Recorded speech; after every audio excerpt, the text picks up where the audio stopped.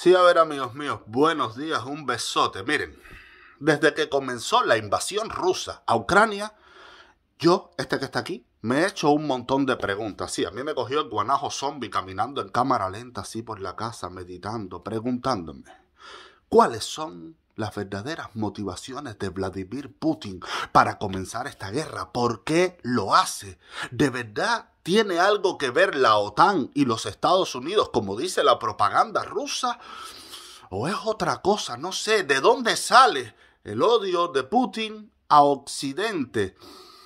Hay quienes aseguran que Putin quiere devolverle a Rusia el esplendor que tenía en los mejores tiempos de la Unión Soviética. Yo me puse a investigar por aquí y por allá, en libros, documentales, artículos, conferencias, y finalmente encontré las respuestas que buscaba. Sinceramente, amigos míos, les voy a decir una cosa. Lo que descubrí me horrorizó. Me horrorizó. Esto no se trata de la Unión Soviética. No. Es mucho peor. Hoy yo les voy a mostrar una cara nueva de todo este asunto, una cara nueva que casi nadie lo ha abordado de esta manera. Para entender los laberintos de la mente de Vladimir, tenemos que retroceder más de 1000 años en el tiempo. Amigos míos, les aseguro que después de ver este video van a comprender completamente cómo funciona la psicología de Putin, por qué actúa de la manera que lo hace y hacia dónde se dirige este hombre en el futuro, cosa que debería preocupar a todo el planeta Tierra. Ven, miren, este es un asunto súper complejo con siglos y siglos de historia, pero voy a intentar explicárselos de la manera más sencillita posible, masticadita y tratando de ser breve. Ya ustedes me dirán si lo consigo, ¿ok? Comenzamos. Para entender a Putin vamos a dar marcha atrás. Marcha atrás más de 1500 años. Nos vamos a la época de el Imperio Romano. Sí, Imperio Romano. En el año 395, el Imperio Romano se divide en dos. El Imperio Romano de Occidente, cuya sede estaba en Roma, actual Italia, y el Imperio Romano de Oriente, cuya sede estaba en Constantinopla, actual Turquía. ¿Y por qué yo les doy este dato? Bueno, porque hay una cuestión súper importante aquí. Tiene que ver con la religión, con la forma de entender el cristianismo de estos dos imperios romanos. En el Imperio Romano de Occidente estaba la Iglesia Católica. En el Imperio Romano de Oriente estaba la Iglesia Ortodoxa. Más o menos existía cierta unidad entre ambas iglesias, pero tenían diferencias teológicas y políticas. Guarden este dato de que tenían diferencias, que la cosa se va a calentar en breve. ¿Qué pasa luego? En el año 476 cae, ¡boom!, el Imperio Romano de Occidente, se desmorona y viene, bueno, el feudalismo, la conformación de nuevos reinos. No obstante, espérate un momento, cayó el Imperio Romano de Occidente, pero no el cristianismo, no la Iglesia Católica. La Iglesia Católica se mantuvo y siguió teniendo muchas diferencias con la Iglesia Ortodoxa del Imperio Romano de Oriente. El Imperio Romano de Oriente no se cayó cuando se cayó el Imperio de Occidente. Se mantuvo 10 siglos más hasta 1453. Todo esto, aunque ustedes no lo crean, es vital para comprender a Vladimir Putin. Ya verán, finalmente en el año 1054 ocurre el gran cisma entre la Iglesia Católica y la Iglesia Ortodoxa. ¿Qué significa el gran cisma? Fácil, que se fajan las dos iglesias, tremenda bronca, la fiesta de Guatao, se dividen. Las diferencias que tenían ambas iglesias fueron creciendo y creciendo, cogiendo tamaño de bola hasta que la cosa reventó. Les pongo algunos ejemplos de estas diferencias. Para empezar, en la Iglesia Católica se hablaba latín, en la Iglesia Ortodoxa griego. A partir de aquí, todo lo demás se discutía: la naturaleza humana y divina de Cristo, los textos sagrados, si existía o no el purgatorio. Tenían diferentes formas de entender la Trinidad, pero el pollo del arroz con pollo estaba en quién era el que mandaba, quién era el jefe, el Papa de la Iglesia Católica o el patriarca de la Iglesia Ortodoxa. Imagínense cómo fue la bronca que el Papa de Roma y el Patriarca de Constantinopla se excomulgaron mutuamente. Candela. Lo que hay que entender aquí, señores, es que la Iglesia ortodoxa consideraba que la Iglesia católica de Roma era corrupta. Decía que se había prostituido y que había prostituido los verdaderos valores cristianos, que el cristianismo de Occidente era el demonio. Guarden este dato. Por tanto, la Iglesia ortodoxa se consideraba pura y casta, fiel a la doctrina, la verdadera portadora del mensaje de Dios. Y señores, a ver, ¿qué tiene que ver todo esto con Putin? Alguno de ustedes seguro que anda diciendo, Luis, andas inflando, haciéndote ratón de biblioteca. ¿Qué pinta Putin y Ucrania con todo el perro? Escriba y lea este que me nos están metiendo aquí por la cara. Tranquilos, amigos míos. Tranquilitos que ya verán cómo todo encaja. Vamos a ver ahora cómo llega la Iglesia ortodoxa pura y casta a los pueblos eslavos. Y entre ellos al pueblo ruso, obvio. Pero primero les tengo que mencionar a la Rus de Kiev. La Rus de Kiev fue la confederación de los pueblos eslavos más importantes de su tiempo. La Rus de Kiev fue el embrión de lo que después sería Rusia. Los pueblos eslavos, si los ubicamos hoy, son la gente de Rusia, Ucrania, Rumanía, Polonia, Moldavia, Bielorrusia, etc. Pero en los tiempos de la Rus de Kiev, actual capital de Ucrania, en aquellos tiempos Kiev ya era una gran ciudad y Moscú era calderilla, machurrugutu. Por eso, hoy, para muchos pueblos eslavos y muy en especial para Vladimir Putin, Kiev es mucho más que una ciudad, es el mismísimo centro de una cultura milenaria y para Vladimir Putin lo es 1.000.000 de veces más por esto que les voy a contar ahora. Atención, hacia finales del siglo X, Basilio II, emperador cristiano del Imperio Bizantino. El Imperio Bizantino es lo que viene siendo el Imperio Romano de Oriente, el imperio que no se derrumbó. Recuerden, el que siguió 10 siglos más, el de la Iglesia Ortodoxa. Bueno, el emperador cristiano Basilio II estaba teniendo problemas con sus propios generales, rebelión, conspiración. ¿Qué hizo Basilio? Fue a pedirle ayuda a Vladimir I. ¿Quién era Vladimir I? Era el gran príncipe de la Rus de Kiev. Un príncipe pagano. No era cristiano, era pagano.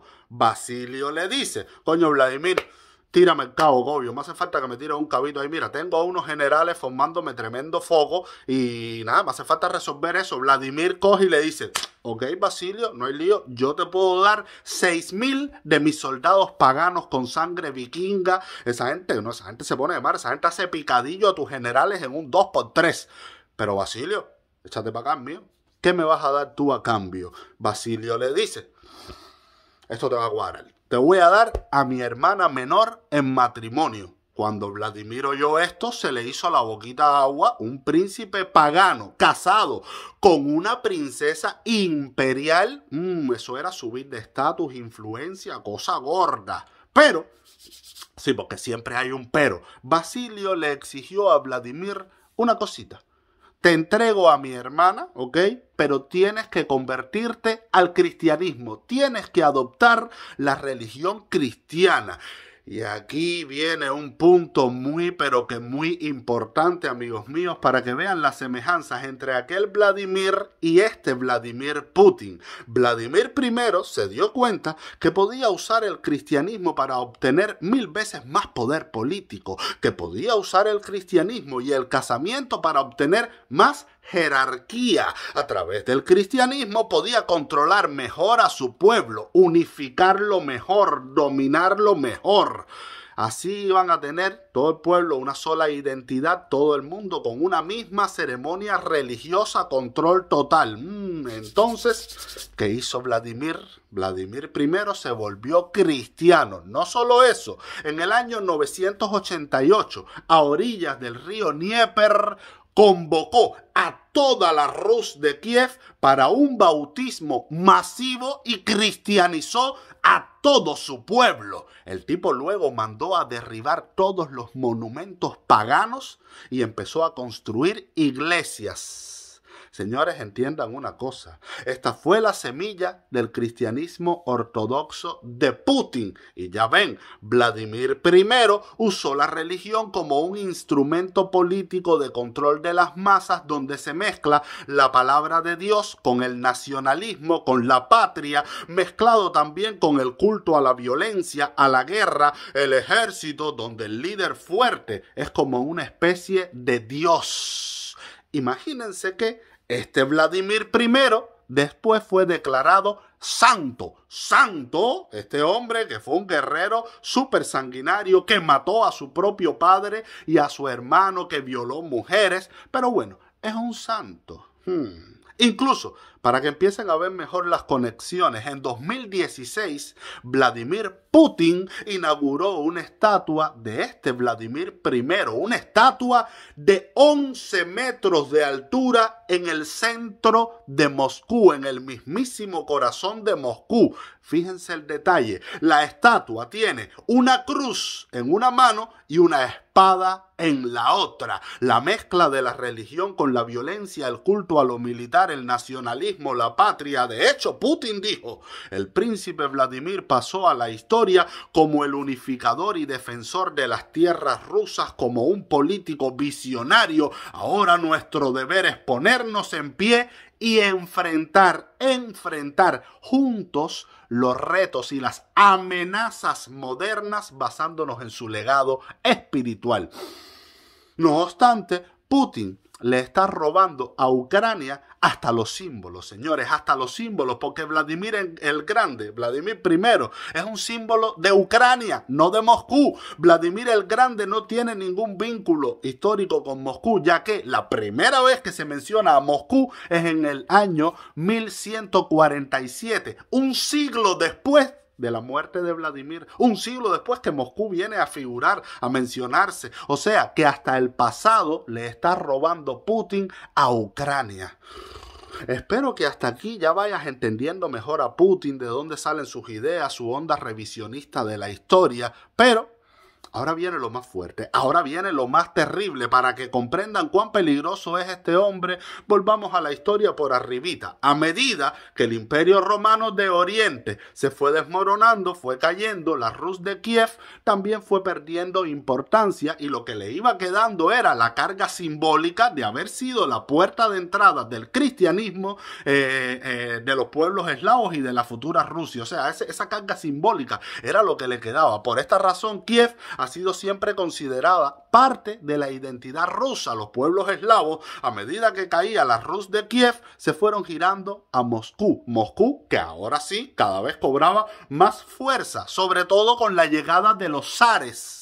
Moscú se convirtió en el nuevo centro cultural y religioso de la Europa oriental. Aquí les vuelvo a recalcar la superimportancia de los religiosos. Recuerden que los pueblos eslavos, para los pueblos eslavos, toda esta gente, el cristianismo que ellos adoptan es el de la Iglesia Ortodoxa. Iglesia Ortodoxa que desde el Gran Cisma decía que el cristianismo de Occidente, de la Iglesia de Roma, era corrupto, estaba podrido, y entonces por esta razón, obvio, según ellos, la sociedad occidental era una sociedad de seres humanos corruptos y podridos. Todo esto también está instalado full time en la mente de Vladimir Putin. En 2013 lo demostró en un discurso donde, refiriéndose a Occidente, decía: vemos que muchos de los países euroatlánticos en realidad están rechazando sus raíces, incluidos los valores cristianos que constituyen la base de la civilización occidental. Están negando los principios morales y todas las identidades tradicionales, nacional,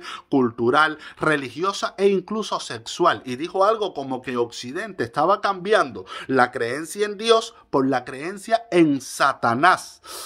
Pero les digo más, señores, agárrense de la silla, agárrense de la silla. Recuerden que la Iglesia Ortodoxa se considera pura y casta. Bueno, la Iglesia Ortodoxa rusa considera que ella es la real heredera de la verdadera y única Iglesia cristiana. De hecho, la palabra zar, título de los emperadores de Rusia, proviene de la palabra César, de los Césares del Imperio Romano. Por lo tanto, oigan esto, Moscú se considera también la tercera Roma, la gran ciudad sucesora del Imperio Romano. Tercera Roma estuvo el Imperio Romano de Occidente, el Imperio Romano de Oriente, y ellos, Moscú, Rusia, son ahora la tercera Roma con la verdadera doctrina cristiana pura y casta. Los que se mantuvieron así puros y castos ante la corrupción y la pudrición de Occidente, ante el cristianismo corrupto de Occidente y sus ciudadanos sucios. Todo esto puebla la mente de Vladimir Putin. Para él, ellos, los rusos, son los que deben dominar a toda Europa, porque ellos son la tercera Roma, el pueblo puro y casto. Para Vladimir Putin no es Rusia, es la Santa Rusia, un proyecto donde se mezcla la supuesta pureza espiritual con el nacionalismo populista patriotero, con el culto a la violencia. Imagínense que el año pasado, en 2021, inauguraron una catedral a las Fuerzas Armadas hechas, ¿y con qué hicieron esta catedral? Con tanques de guerra del nazismo, tanques de guerra que los derritieron y los usaron para construir la catedral. Imagínense esto, este fanatismo asusta. Con todos estos datos y con toda esta historia se puede entender mejor a Vladimir Putin y por qué está invadiendo a Ucrania. Para él es una hazaña espiritual. Kiev continúa siendo el centro fundacional de la religión ortodoxa, el punto neurálgico de la Iglesia Ortodoxa rusa. Incluso, lo dijo el mismo Putin, el punto culminante de la invasión es tomar Kiev. Vladimir Putin se ve a sí mismo como un iluminado, como el verdadero líder de todos los cristianos del mundo, el nuevo zar, el emperador de la tercera Roma que tiene que aplastar a Occidente y a su gente podrida. Fíjense hasta qué punto este señor se cree Dios, que para él la Iglesia Ortodoxa rusa no solo tiene la verdad absoluta frente a Occidente, también tiene la verdad absoluta incluso frente a la Iglesia Ortodoxa de los demás países. Por ejemplo, en 2018 la Iglesia Ortodoxa rusa rompió sus lazos con el Patriarcado de Constantinopla, donde nació la Iglesia Ortodoxa. Bueno, rompió los lazos con el lugar donde nació la iglesia que él mantiene, por la que él se basa. Bueno, bronca, fajazón con Constantinopla, estilo el Gran Cisma. ¿Qué hizo el Patriarcado de Constantinopla? Abogó por la independencia de la Iglesia Ortodoxa ucraniana. Ucrania. Ay, mamá, muchacho. Putin puso el grito en el cielo. Él no aceptaría jamás ni permitiría jamás esto de perder la soberanía espiritual sobre Ucrania, que en su mente es parte del proyecto del mundo ruso. Pero espérate, ¿qué cosa es el mundo ruso? El mundo ruso es un proyecto que creó Putin en 2007, una fundación con este nombre para promocionar la lengua y la cultura rusa en todo el mundo. Algo que también fue aprobado por la Iglesia Ortodoxa rusa. El objetivo del mundo ruso es convertir a la Santa Rusia en el centro espiritual, cultural y político de la civilización para salirle al paso a lo que ellos llaman ideología liberal y secular de Occidente. ¿Se dan cuenta? ¿Se dan cuenta? Con todos estos truenos, obvio, la Iglesia en Ucrania mantiene los ritos orientales, pero está aliada con la Iglesia de Roma, cosa que inunda de odio y de furia a Vladimir Putin. Repito, perder el control de la historia de Ucrania, que Rusia reclama como suya propia, sería perder los símbolos históricos que forman parte del nacionalismo que defiende Putin, todo ese populismo patriotero místico. ¿Ya ven? Putin no solo rompe las relaciones con el Patriarcado de Constantinopla, que fue donde nació la Iglesia Ortodoxa, también quiere destruir a la Iglesia de Ucrania, que fue la puerta de entrada del cristianismo a los pueblos eslavos, incluida Rusia. Pero no, para Putin todo esto es basura. Él no respeta los verdaderos símbolos. Para él, su iglesia ortodoxa rusa, que llegó después, es la única que tiene la razón absoluta, porque es la iglesia que lo acompaña en todos sus anhelos populistas e imperialistas. Cuando Rusia invadió Ucrania, el patriarca de Kiev llamó a defender la patria y catalogó a Putin como el anticristo. Por su parte, el patriarca de Moscú sí apoyó la invasión y defiende a Putin a capa y espada. ¿Se dan cuenta? ¿Se dan cuenta? La iglesia ortodoxa rusa comparte y asume los mensajes nacionalistas y patrióticos de Putin, incluido el proyecto del mundo ruso, donde Putin defiende la idea de que Rusia,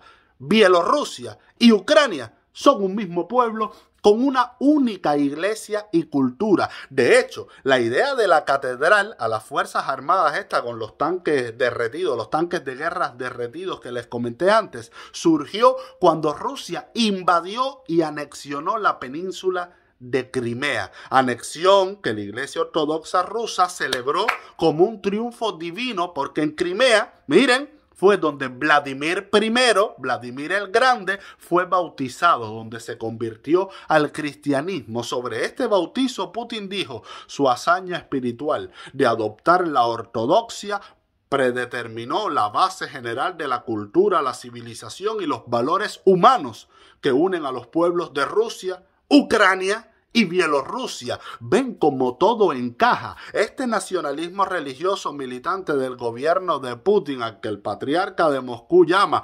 milagro de Dios, es una de las cuestiones imprescindibles para entender por qué Putin está invadiendo Ucrania. Putin se considera el heredero puro de Vladimir I y piensa que su destino espiritual es la reconstrucción de todo el mundo cristiano con sede en Moscú. Para eso, Putin necesita que Kiev regrese a su soberanía para lograr recuperar la unidad milenaria de la ortodoxia rusa. Señores, yo no sé para ustedes, pero para mí este nacionalismo populista con aires místicos, fanatismo religioso, con este culto a lo militar y la onda esta de la tercera Roma y Putin como el amo del mundo cristiano, el emperador con la doctrina pura y casta, toda esta historia a mí me parece fascismo puro y duro.